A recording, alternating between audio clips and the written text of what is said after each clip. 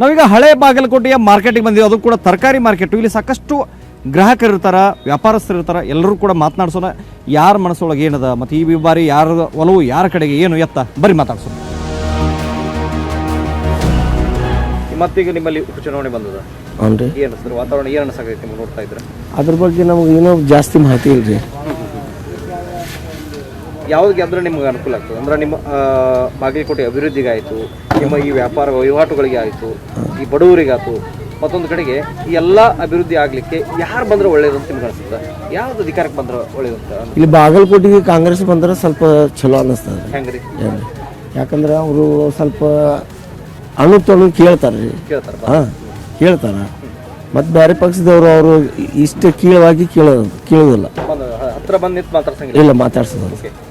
ಇವ್ರಿ ಚರಂದಿ ಮಟ್ರು ವೈಯಕ್ತಿಕವಾಗಿ ಅವರು ಚಲೋ ಅದಾರ. ಹಾಂ ಅವರು ನಿಟ್ಟವ್ರ ಮನುಷ್ಯ ಅದನ್ನು. ಹಾಂ ಅವರು ಚಲೋ ಅದಾರ, ಚಲೋ ಅದಾರ. ಅವರು ಕೆಲಸ ಮಾಡ್ತಾರೆ. ಏನು ಸಭೆಗಳು ಕರೆದಾಗಿಲ್ಲ ಪಂಕ ಮಸೀದಿ ವಿಚಾರ ಏನು ಚರ್ಚೆ ಮಾಡಕತ್ತಾರೆ, ಇದು ಎದಕ್ಕೆ ಮಾಡಕತ್ತಾರೆ ಅಂತ ಅನ್ಸುತ್ತೆ? ಅದ ಸರ್ ಕಾಂಗ್ರೆಸ್ BJP ತೋರಿಸೋಲಾಗ ಮಾತೆಲ್ಲ ಇವು BJP ತೋರಿಸೋಲಾಗ.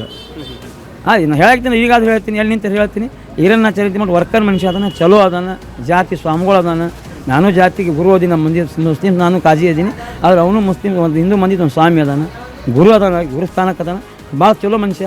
ಆದರೆ ಈ ಮಾತು ಮಾತಾಡಬಾರ್ದಿತ್ತು. ಅವನು ಯಾರಿಗೂ ಮನ್ಸಿಗೆ ನೋವು ಮಾತಾಡಬಾರ್ದು. ನಿಮ್ಗೆ ನಮ್ಗೆ ಏಕ ಭಾವ ಮಾತಾಡಬಾರ್ದು. ಮಸೂತಿ ಬಗ್ಗೆ, ಗುಡಿ ಬಗ್ಗೆ, ದರ್ಗಾದ ಬಗ್ಗೆ ಮಾತಾಡೋದು ತಪ್ಪಿಲ್ಲ.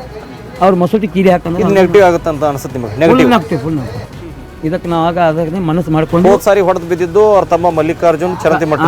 ಈ ಸಾರಿ ಹೊಡೆದು ಬೀಳೋದು, ಈ ಸಲ ಕಳೆದು ಬಿಡೋದು ಕಾಂಗ್ರೆಸ್. ನಾವು ಎಲ್ಲ ಕಾಂಗ್ರೆಸ್ ಸಪೋರ್ಟ್ ಕೊಡಕತ್ತೀವಿ. ಕಾಂಗ್ರೆಸ್ದಿಂದ ಕಾಂಗ್ರೆಸ್ಸೇ ಬರ್ತದೆ.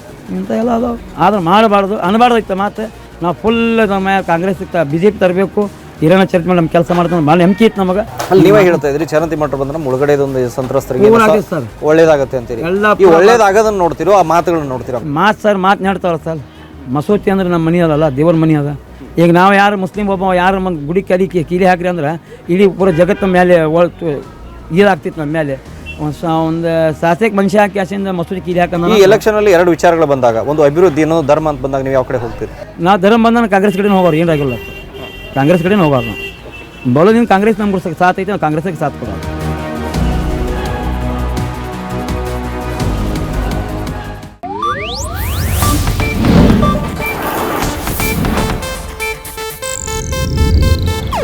ಇದು ಏಷ್ಯಾನೆಟ್ ನ್ಯೂಸ್ ನೆಟ್ವರ್ಕ್ ಪ್ರಸ್ತುತಿ.